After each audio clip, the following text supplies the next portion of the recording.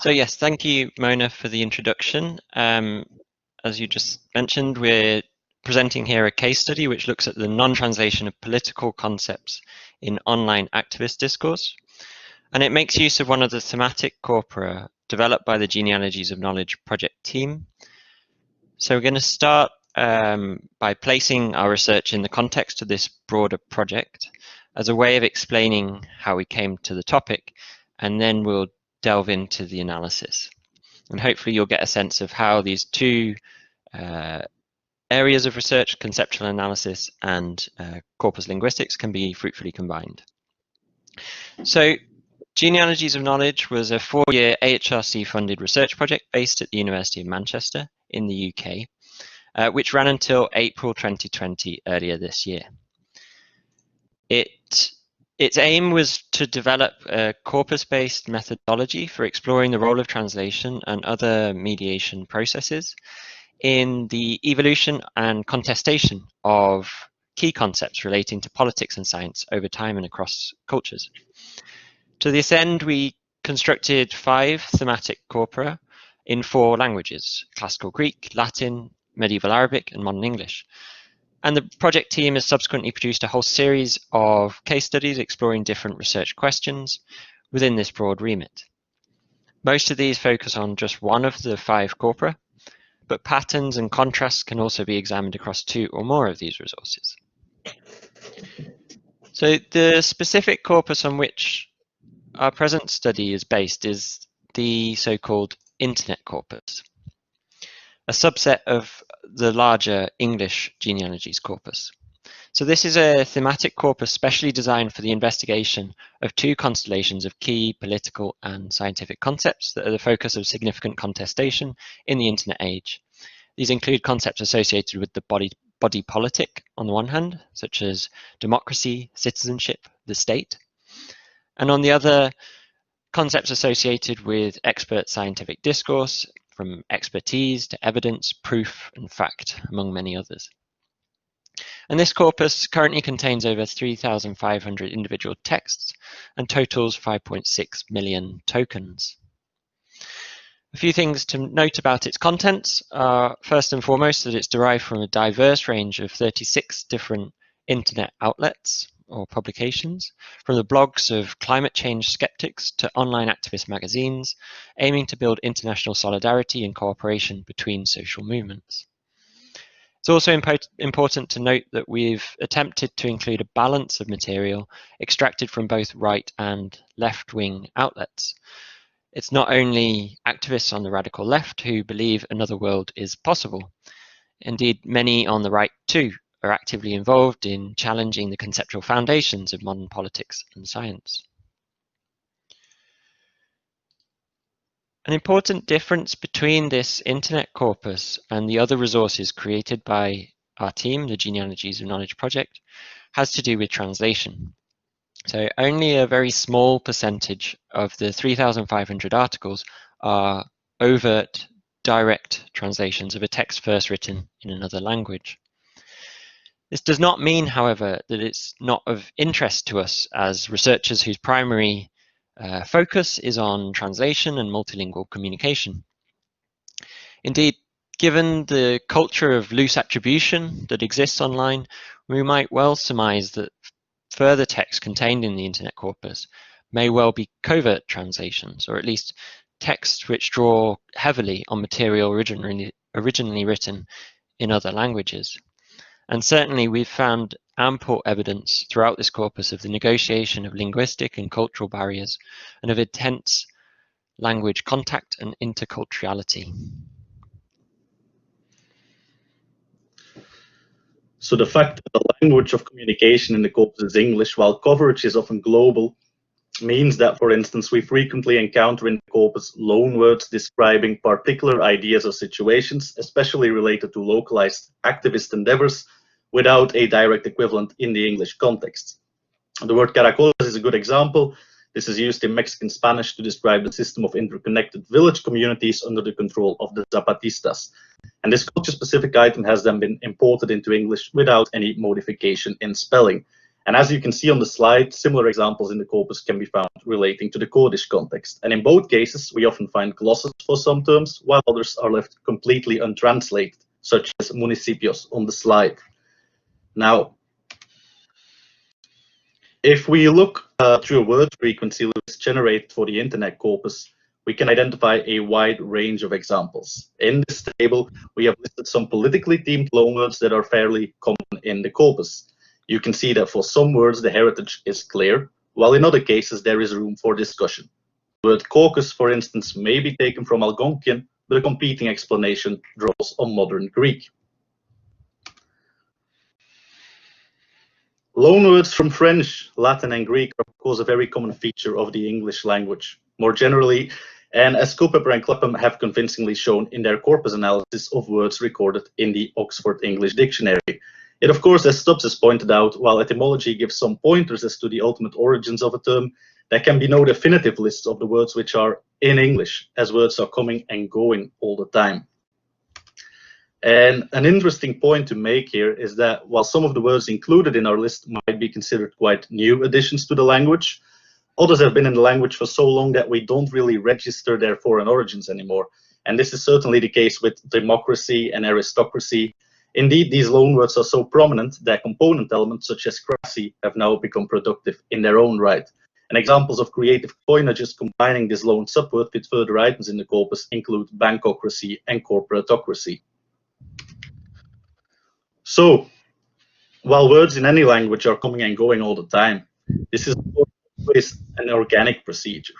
Often the introduction and spread of loanword hints at specific interests and ideological motivations. Looking at Google Ngrams, one can, for instance, see that the use of the word jihad increased rapidly in response to, and perhaps even in anticipation of, the war on terror. And even when we look at very common words such as democracy, we see specific peaks broadly coinciding with major historical events. In this case, the two world wars, and perhaps also the aforementioned war on terror. Google Ngrams thus illustrates that loanwords may be used as strategic assets, as will be further explored in this talk. Now, while useful for a quick overview, Google's tools are not foolproof, as they are hardly transparent as to what constitutes the corpus under investigation. We know that depending on their composition, different corpora will tell us different things, and at this point, it's important to reflect upon the idea of a thematic corpus. So the Genealogies of Knowledge Internet Corpus, as we've mentioned before, covers material from a broad range of internet outlets whose aim is to contest a perceived status quo represented in mainstream scientific and political discourse. And with very productive outlets or online websites, all of whose articles we couldn't capture in their entirety, a further selection often happened by means of keyword searches to identify the most relevant articles, much as in Alison's talk earlier. And one of the keywords we used was democracy. So if we compare the normalized frequency of democracy in our corpus with two reference corpora, such as the British National Corpus and the Now Corpus, which is a constantly growing corpus of Internet English, it's logical that we come up with a much higher frequency for this word democracy in our thematic corpus.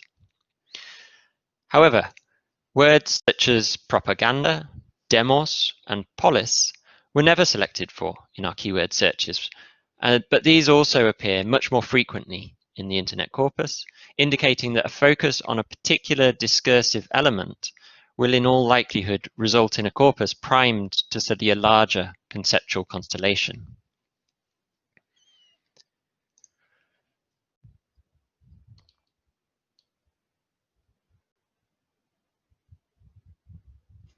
We can't hear you. Today we will focus on one such remarkably frequent vocabulary item in the genealogies corpora, namely demos. And as we will discuss in more detail later, the word is frequently glossed, indicating that it is, unlike many other words in our initial list, often consciously introduced as a loanword, rather than used as part of the stock vocabulary of English political discourse. Now, according to the OAD, the word derives from the classical Greek and has traveled via Latin. The OAD lists two main uses, and both are connected to the history of ancient Greece. As a potential synonym for demos in English, it lists the people.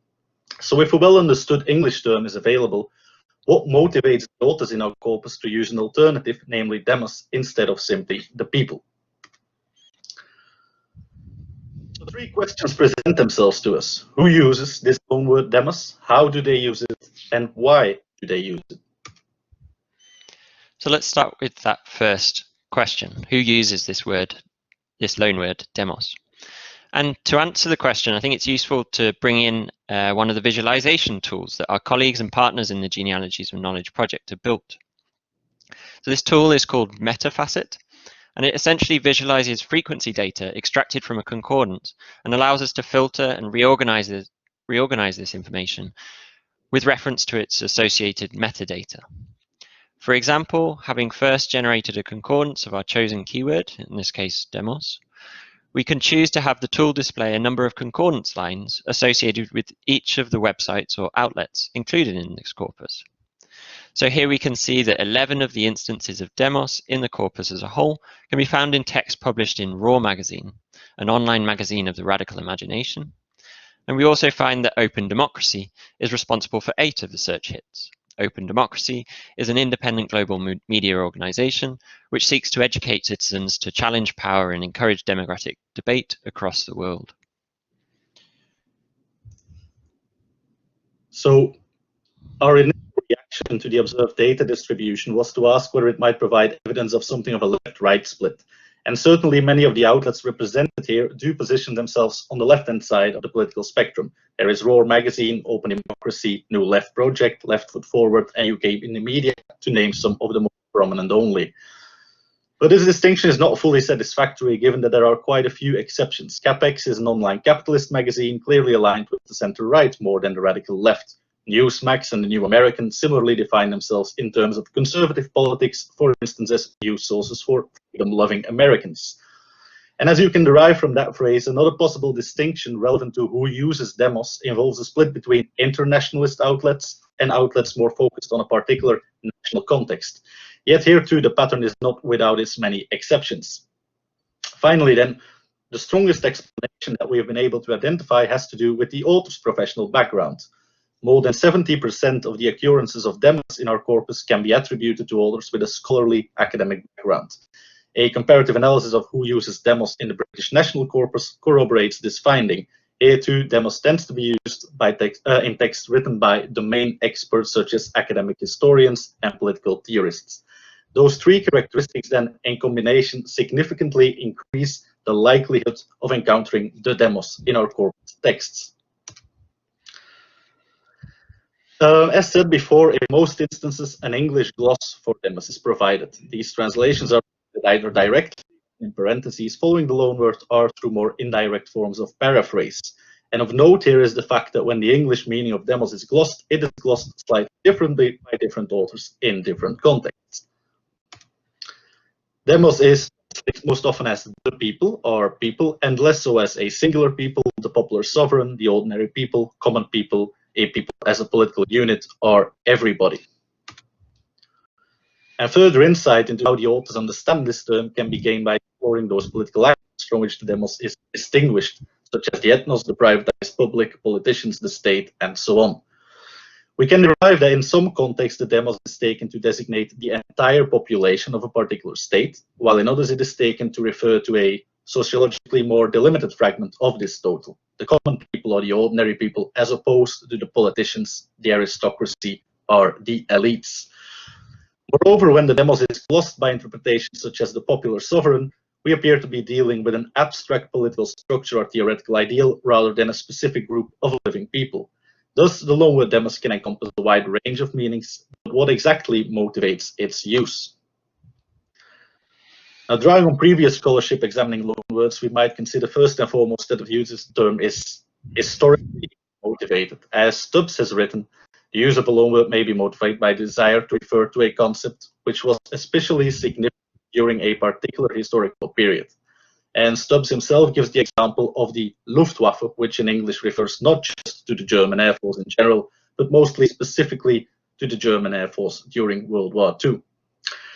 Now, this explanation is helpful to a certain extent, but it does not seem so relevant when we consider most lines in our corpus, where the demos is clearly a contemporary reality, not an ancient one.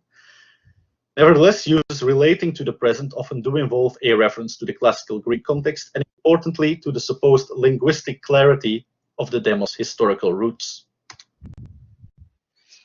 So in a number of cases, the use of demos seems to be part of an attempt to renegotiate our collective understanding of what democracy is and should be, by using etymology to break this loanword into its individual component parts, demos and then kratos. Indeed, the ancient Greek word kratos and a transliterated version of the verb kratein appear as among the most significant collocates of demos throughout our Internet English corpus as a whole. And a number of concordance lines, like the one you can see on the screen here, make explicit the importance of etymology as a rhetorical strategy. So demos kratos, people power. This is the true meaning of democracy for this author. And this strategy is interesting, we think, in the light of research published in the field of classical history, which shows that there is considerable semantic ambiguity attached to the original Greek concept of the demos. As Blackwell, for instance, has written, the Greek word demos has several meanings, all of them important for Athenian democracy. The Athenian demos was the local village, the population generally, and the assembly of citizens that governed the state. And certainly, the original Greek context is by no means irrelevant to the arguments put forward by the authors in our corpus. As the title of one article by Rosalind Fuller indicates, ancient Athens explicitly serves as a model for many activists working today. Ancient Athens is imagined as the historical source of the modern ideal of democracy, a context from which lessons can be learned as part of an attempt to establish a more egalitarian mode of politics. But it's nevertheless important to recognize that this radical view of democracy significantly clashes with what we know about the realities of ancient Athenian politics. Indeed, there are many rather unsavory and unpalatable aspects to the Greek concept of demos, which do not sit at all well with the political ideals of most democratic societies in existence today. As Kamak, another classicist, has written, the Greek demos excluded potential members of its assembly on the basis of gender, class, race, and place of birth. There were no women in the demos, only landowning men over a certain age limit. Foreign-born migrants could never belong to the demos, nor could the many tens of thousands of slaves who we know inhabited and supported ancient Athens during the so-called Golden Age of Greek democracy.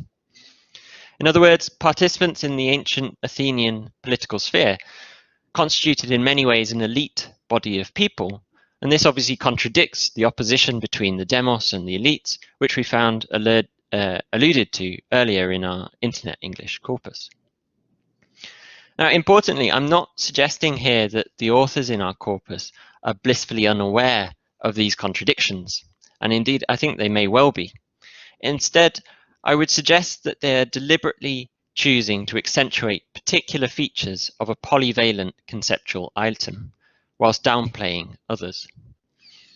In other words, we find that demos, in the translation from one language into another, one historical context into another, has been subjected to processes of adaptation and renegotiation, shaped by the power structures and changing dynamics of the receiving situation. So, people power is not then the true meaning of democracy. Instead, people power should be recognized as one of many possible translations.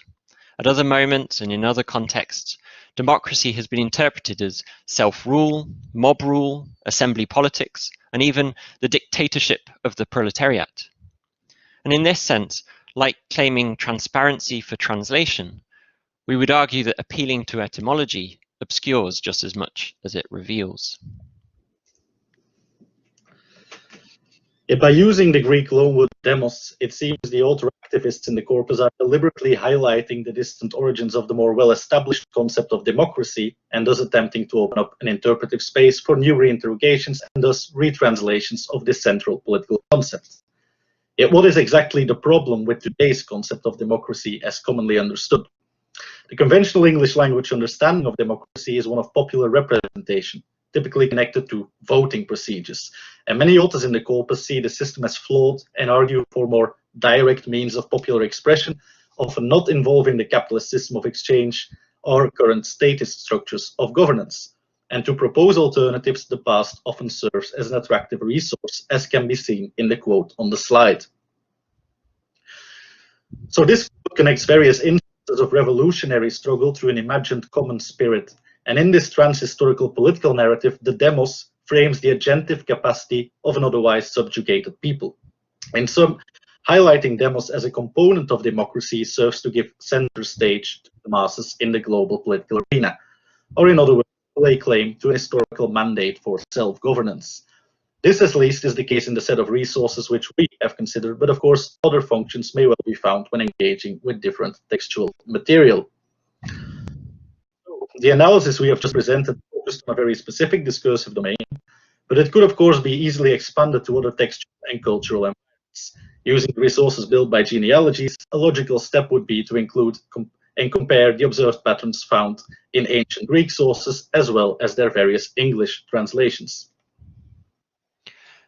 Another strand of research related to this analysis that we just presented could also involve comparing the use of demos with other instances of politically motivated loanword usage. So in the Internet corpus, we find, for instance, that especially Spanish words seem to be used by right-wing authors to accuse others of communist tendencies, and by left-wing authors to claim those tendencies as their own. I think a related case concerns the use of names and titles that go largely untranslated, a practice which can express both distance and familiarity dependent on the context and the background of each author. And these suggestions really are also suggestions to you. Our resources, as mentioned at the beginning, are freely available to the wider research community, and we really do hope that talks like this, in the context of events like this, really will inspire you to make use of them. So, thank you very much for tuning in. I think we've got some time for questions. We're looking forward to hearing them. Thank you.